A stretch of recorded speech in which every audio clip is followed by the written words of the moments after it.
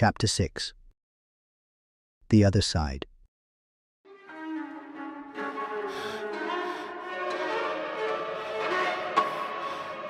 The sick woman stood at the window, staring at him through the glass, her bloodshot eyes wide and unblinking, fixed on him like a predator marking its prey. Her pale skin was mottled with black smears and stains, the dim firelight in the room barely enough to illuminate her gaunt, hollow face.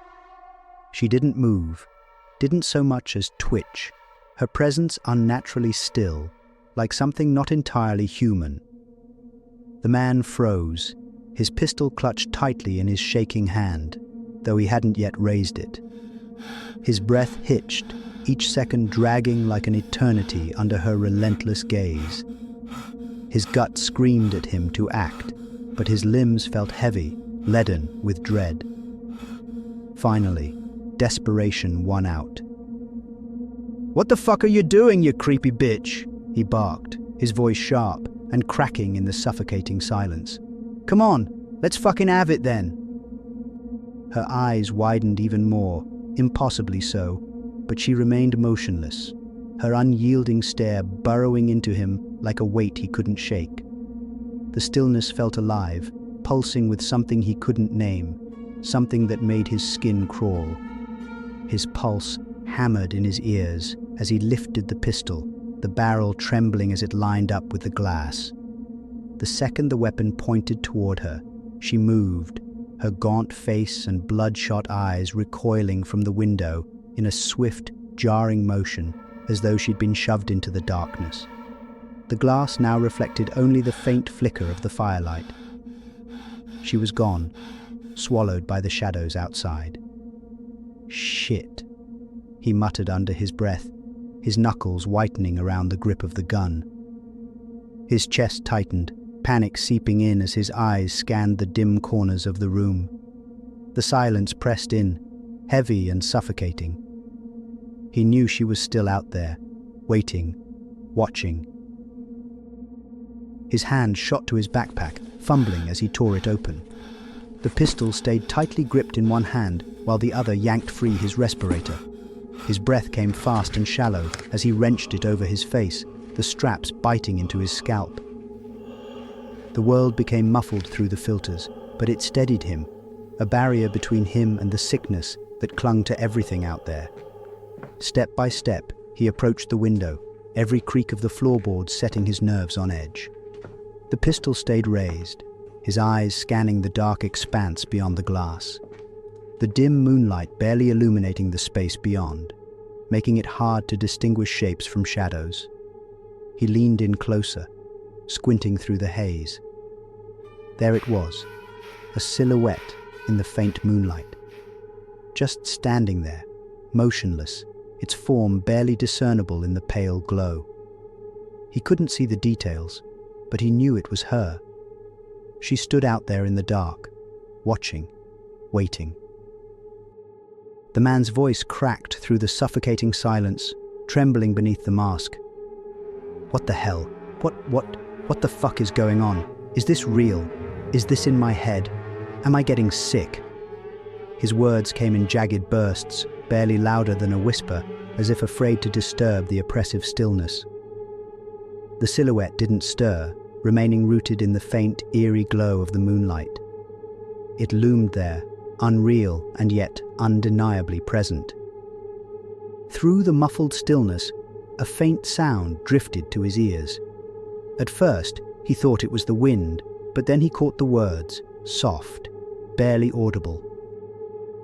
"Please, help me." The man froze, his breath hitching. The voice was weak, almost a whisper, yet it sent a jolt through his chest. His grip on the pistol wavered as he squinted into the darkness, trying to make sense of what he'd just heard. The silhouette remained motionless, its form faint in the moonlight, but the words hung in the air, fragile and haunting. The man stood there, frozen, his chest rising and falling with uneven breaths. He stared at the silhouette, his mind wrestling with what he'd just heard. It didn't make sense. It couldn't make sense. The sick could speak, sharp, disjointed sentences that clawed at coherence but never quite reached it. Their words were fragments of something lost, a broken reflection of who they once were. It was this that made her stillness even more unsettling. She didn't mutter, didn't ramble in that eerie, nonsensical way they often did.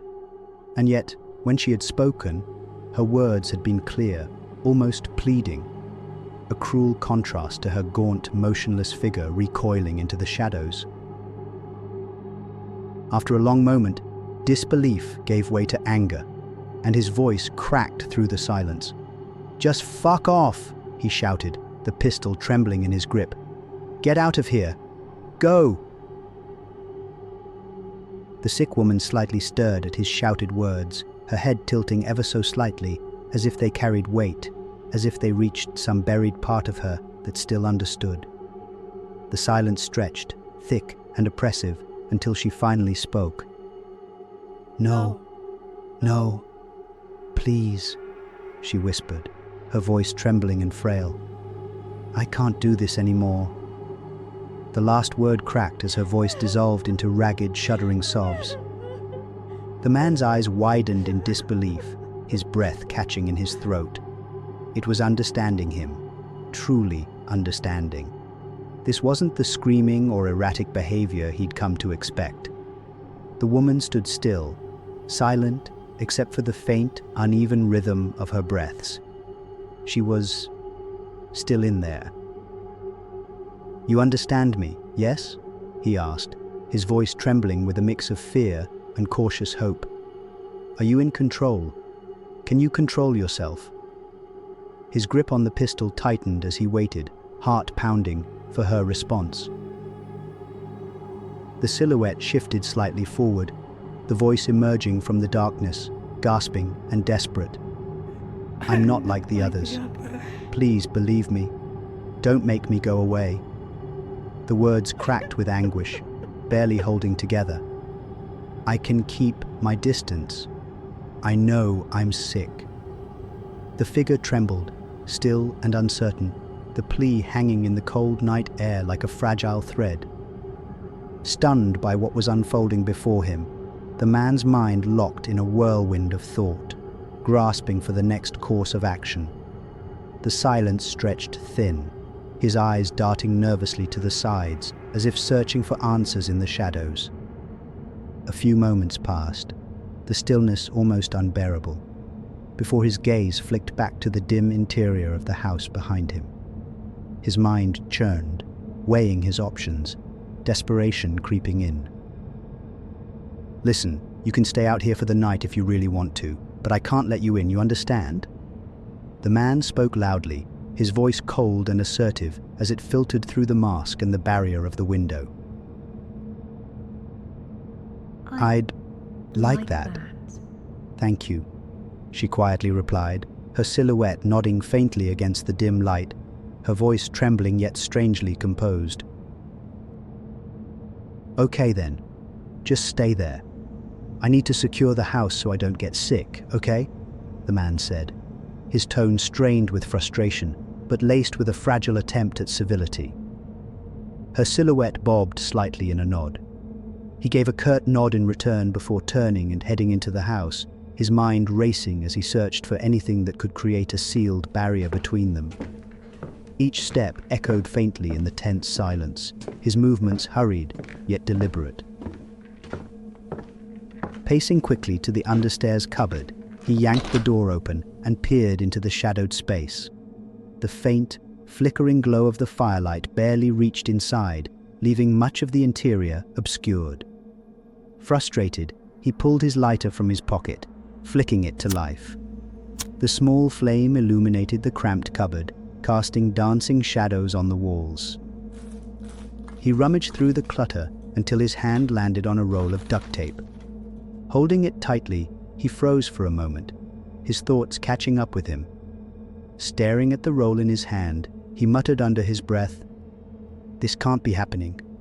What's the chance I'd run into one of them like this?" He grabbed an old, empty hot water bottle before closing the cupboard, then slipped the tape into his pocket. He walked to the kitchen, grabbing a pan and filling it with water from a bottle tucked in the cupboard. With a steady hand, he carried it to the fireplace, stoking the flames back to life, adding fresh wood to the smoldering embers. He returned to the window and peered out. She was still there, unmoved. Barely acknowledging her presence, he began taping the seams around the window, sealing any gap that could let in a draft. Once satisfied, he made his way to the main door of the cottage, applying the same meticulous attention. Every gap around the frame and the letterbox was completely sealed. Returning to the window, he shouted, "Nearly ready, just a few minutes." "Okay," she replied, her voice almost inaudible. Walking back to the kitchen, he gathered a few items: a 2-liter water bottle, a flask, an out-of-date can of baked beans in tomato sauce, and a woolly hat and scarf from the cloak hanger in the back room. When he returned to the fire, the water in the pan had come to a boil. Carefully, he filled the hot water bottle and poured the rest into the flask, a tea bag steeping inside. Carefully arranging the items into a plastic bag, he walked to the foot of the stairs and made his way up to what appeared to be the spare bedroom. Scanning the dim interior, he approached the bed. Placing the bag and 2 pillows in the center of the thick quilt, he folded it into a large, soft bundle and secured it with the last of the tape from his pocket. Moving to the window, he unlatched it and pushed it open, letting the cool night air pour in. Leaning out of the window, he spots the silhouette of the woman as she steps further back into the overgrown lawn, pausing to take in the sight. Acknowledging her presence, he throws the bundle in her direction and shouts, "There's a hot water bottle in there, pillows, food, and a flask of tea. Keep yourself alive for the night. You can't come in. I can't risk it. You can rest in the porch." Before closing the window, he sees her thin, trembling frame as she shuffles over to the bundle. Her movements are weak and unsteady, as though every step takes a monumental effort. She says nothing, only crouching with visible strain to pick up the bundle before straightening slowly, clutching it to her chest. With a heavy sigh, he closes the window and turns to head back downstairs. Slowly making his way to the doorway of the room, he pauses, pulling the mask snug over his face. Whispering into it, barely audible even to himself, he mutters, "What the fuck am I doing?" After a moment of silent reflection, he descends the stairs. Returning to the window, he peers out into the darkness, only to find her gone.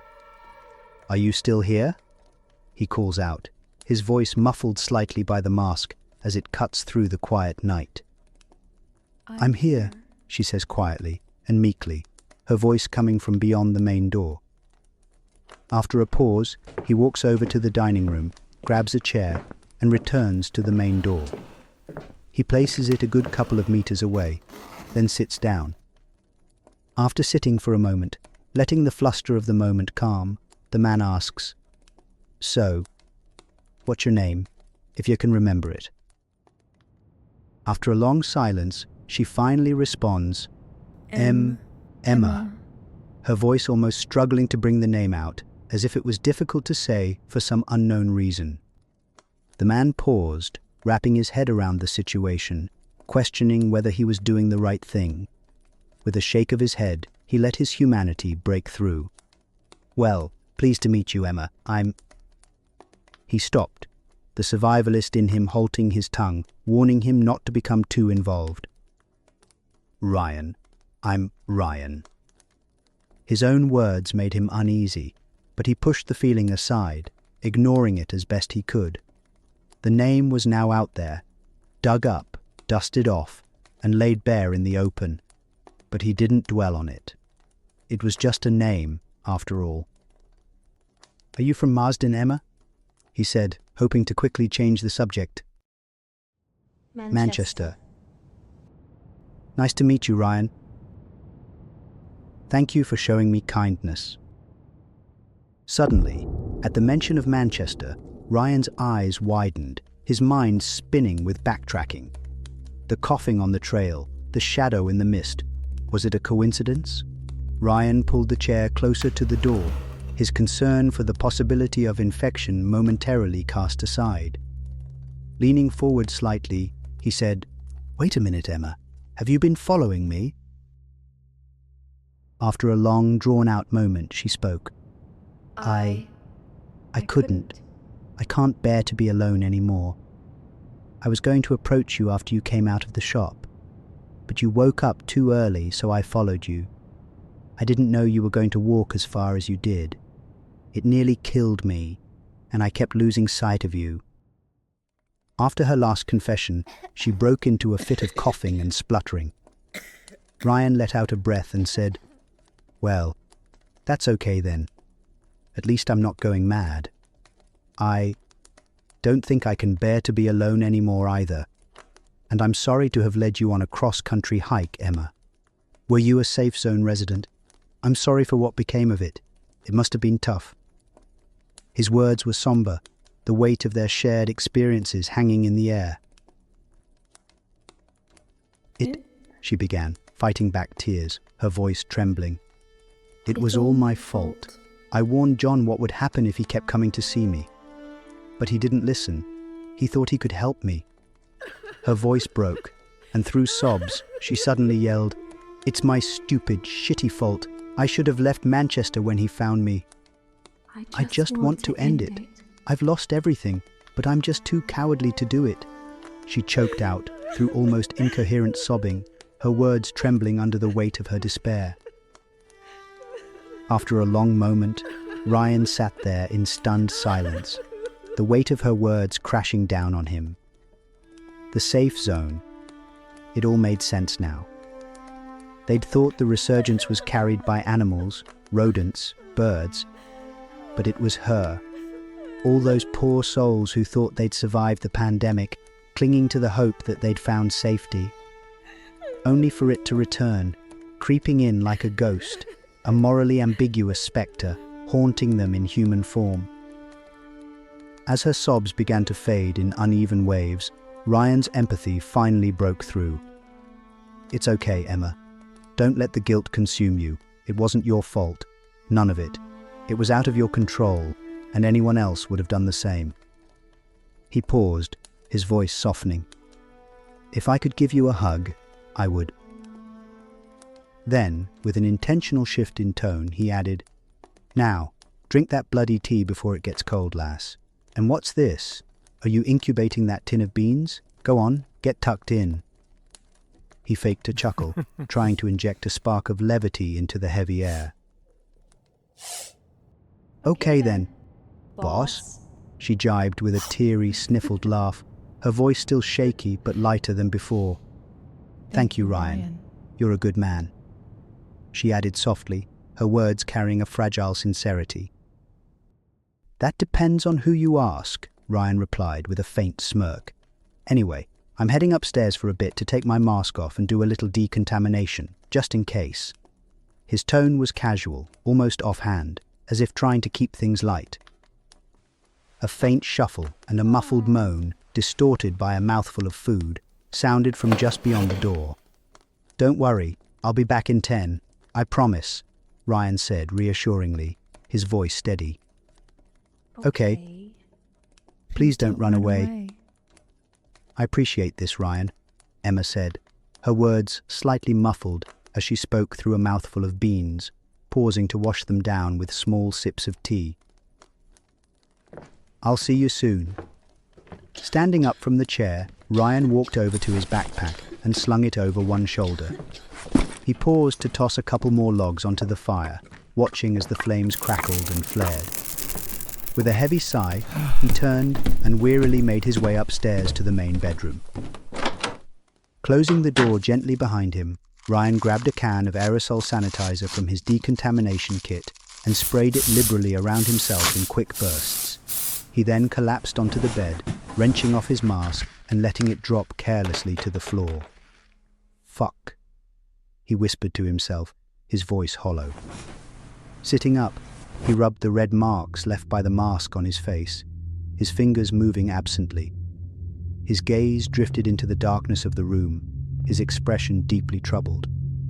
He remained there, unmoving, for several minutes, lost in a grim and silent meditation.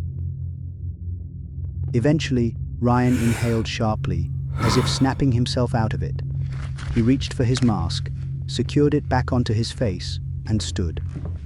Walking toward the door, he paused, his hand resting on the frame as he stared at it. His eyes were serious, resolute, yet tinged with doubt. Making his way down the stairs, Ryan returned to the chair and slumped into it with a relieved sigh. "Feeling full of beans now, Emma?" he asked, his voice carrying a cheerful tone, trying to lighten the mood. She chuckled softly. "I am, thank you. But it's making me so sleepy after today. The tea and hot water bottle are really sedating me," she said, her voice much more positive than before. "Good to hear. Cozy, fed, and watered," he said softly. Then, shifting in his chair, he leaned forward, his expression more serious now, as he searched for the right words. "Now, Emma, on a slightly more serious note, do you know what you are? What we call you?" His voice dropped into a slightly more somber tone. What? What do you mean? What are you saying? You have a name for my kind. Does that mean there are others, like me?" she asked, her voice a mix of exhaustion and a hint of worry. Back in the second wave. His reluctance to share held his tongue for a moment. Back in the second wave, we were sent out to retrieve rumored high-priority targets from Paris and a small town in Germany called Wolfson. These targets turned out to be people who were sick but still held on to themselves mentally. One was a lad, about 19 or 20 years old. The other was a young girl, couldn't have been older than 10. The boffins called them cognizants. They're very rare, anything from 1 in 500,000 to 1 in 2 million, if I remember correctly. I doubt we knew exactly how many. The sick attack themselves sometimes, so I doubt many of them have survived. That, and the mental trauma making them. He shuffled uneasily, the weight of what he was saying making him uncomfortable. I'm a cognizant. She paused, taking it in. "So there could be others like me out there? And how do you know all this? Are you in the army?" "Not quite. I'm not in anything anymore," he spat, his tone laced with disdain. "But I worked very closely with what's left of the government." He leaned back, his expression darkening. "Emma, promise me, if you see helicopters or well-armed individuals in hazmat suits, stay away, hide and run. We never heard anything about those cognizants after we detained and delivered them."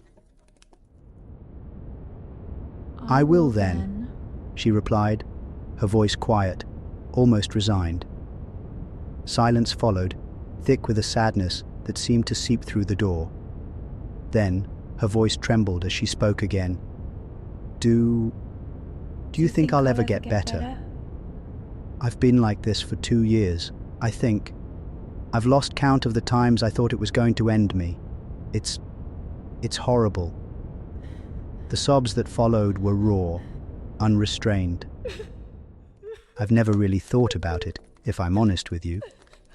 Ryan's voice softened. "If I get sick, the odds are against me for becoming a cognizant. I'd likely just be another scrambled mind, wandering the earth. All I can say is this. If you haven't already, try your best to stay hydrated and well-nourished. There's still plenty of out-of-date multivits lying around. And don't underestimate tea, most preferably herbal. Also undoubtedly out of date," he added with a chuckle. I've tried most of that. It doesn't help, she said, her voice hollow. "Sometimes I feel like it's letting me breathe for a while, but it always comes back. Stronger, worse. When it does, it makes me do things I can't stop. I'll stand up and start walking, like I'm being pulled by something else, and then I just snap back. Other times, I'll grab things at random, with no reason. It's always there, in my head, like it's trapped, waiting." Ryan sat frozen, his breath caught in his chest as her confession sank in. His mind raced, trying to piece together what she was describing. Those brief losses of control, the sinister glimpses of something deeper clawing its way to the surface. It unsettled him in ways he hadn't expected. His gut churned, but he forced himself to stay calm. Ryan's voice softened, laced with genuine empathy. "I'm sorry to hear that. It sounds like a horrible thing to endure." He paused, searching for the right words. "Just keep going, Emma, and never give up hope. You're an incredibly strong woman to have made it this far." He let the weight of his words hang in the air, offering a flicker of encouragement against the bleak reality. Ryan cleared his throat, forcing a change in tone. The air felt too heavy, and he needed to lift it. "Anyway," he said softly, "enough of the grim stuff for now. What was your favorite meal back in the day?" Emma paused, caught off guard. Lasagna. Proper homemade, not that frozen rubbish. My mum made the best." "Good choice," Ryan said with a faint chuckle. "I was always a roast dinner guy. Yorkshire pudding's mandatory." Emma let out a small laugh. "Of course. Can't have a roast without those." "Damn, I miss a good cooked meal," Ryan continued, slightly salivating. "Okay then, now what about your favorite TV show?" "Bake Off," Emma admitted, sounding almost shy. "Not exactly thrilling, but it was comforting. Felt like home when it was on." "Never watched much of it, but I saw a guy's souffle collapse once. Heartbreaking stuff," Ryan joked. Emma giggled softly. "Yeah, half the fun was watching things go wrong." They kept talking, small, ordinary things. Food, TV shows, bits of the old world. It filled the silence, made it bearable. For a little while, they could almost forget everything else. After a while, their laughter settled, leaving only the crackling of the fire and Emma's sudden coughing fit. Ryan listened carefully through the door until the coughing eased. "All right, Emma," he said softly, breaking the silence. "I think that's enough excitement for one night. Get some rest. I'll check on you in the morning." "Okay then," Emma replied, her voice tired but grateful. "Good night, Ryan, and thank you again." "Night, lass. Sleep well," he said, his voice steady but warm. He lingered for a moment, then turned and walked away, his footsteps fading as the house grew still once more. Shutting the bedroom door behind him, Ryan grabbed the aerosol sanitizer and sprayed himself again, the faint hiss breaking the oppressive silence. He tore off his mask, tossed it to the floor, and sanitized his hands before collapsing onto the bed, staring blankly at the ceiling. His face looked devastated, eyes wide and unblinking, lips trembling slightly as a tear traced down his cheek. Rubbing his face with both hands, he reset his expression to something blank and serious, a fragile mask of control. His chest tightened, an ache spreading through him that felt like it was sinking deeper with every breath.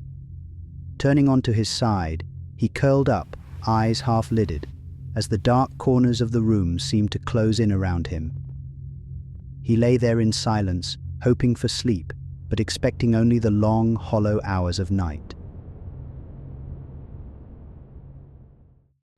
Snapping himself out of a deep sleep, Ryan glanced at his watch. 6:12 a.m.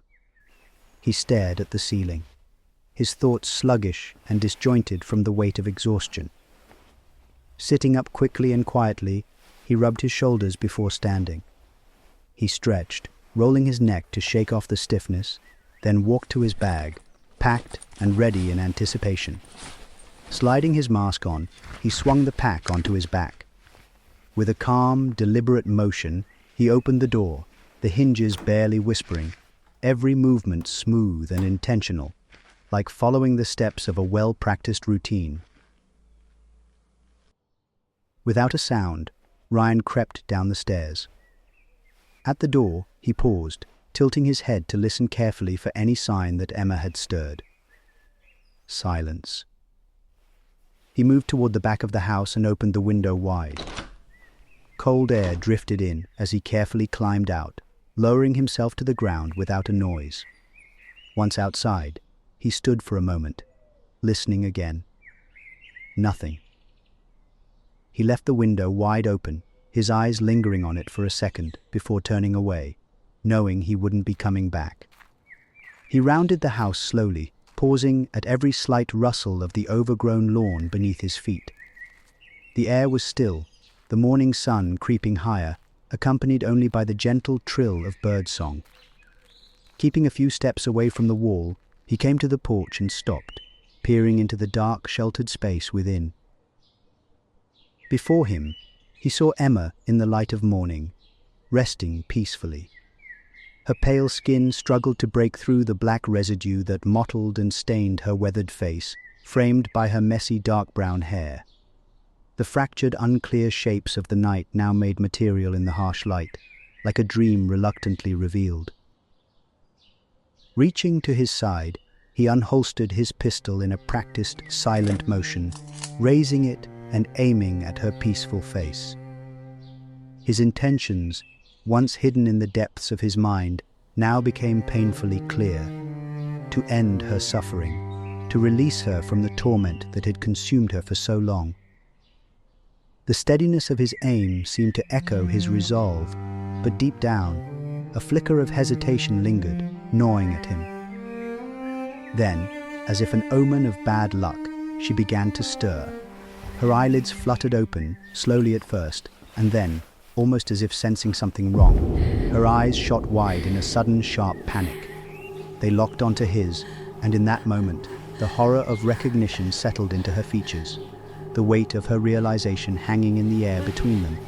Ryan stumbled back, instinctively creating distance between them. His mind raced, but his body remained steady, anticipating her next move with a silent resolve. He didn't speak, didn't make a sound, just watched her closely, every muscle tensed, waiting for her reaction. "No! Fuck! Shit!" she screamed in terror, flailing her arms as she scrambled on her hands and knees, desperately trying to shield herself. She crawled out of the crumpled duvet nest in the porch, eyes wild with panic. Just fucking do it, Ryan, she choked, her voice breaking as she stopped a few meters away, collapsing in exhausted submission, her body trembling. End it! I can't do this anymore. I was a fool to think anything good would come from meeting you. She spat through tears, her voice cracking under the weight of grief. Why did I? Her words dissolved into sobs, her soul laid bare, broken and exposed.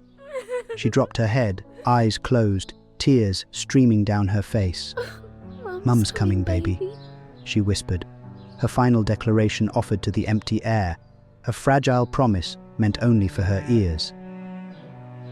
I can't fucking do it," Ryan yelled in frustration at his loss of control. The scene unfolding before him had ensnared him, exposing him as the cold-blooded killer he was, yet, in the same breath, reminding him of his fractured humanity. His grip slackened, the gun lowering as conflicting emotions tore through him like a storm. "Fuck," he scolded himself, his voice trembling. "Just stay away from people, and stay away from me. You'll risk everything we're holding on to if you get close to anyone." His chest heaved as he tried to steady his breathing, the weight of his own words sinking in like a grim warning to them both. "No, please, just do it," she choked out, her voice barely a whisper, each broken word trembling through her tears. Her eyes, glassy and swollen, met his for a fleeting moment before dropping again in resignation. Taking several steps back, putting more distance between them, he wrenched his mask off, his face flushed and breathing heavy. "You can keep going, Emma. You can do it. Never give up," he said, his voice raw and trembling with a desperate kind of encouragement. Spinning on his heel, he began walking as fast as his legs could carry him down the drive and away from the cottage, his breath quickening with every step. An urgent, gnawing need to sever his connection to her pressed him forward, each stride driven by the desire to leave it all behind.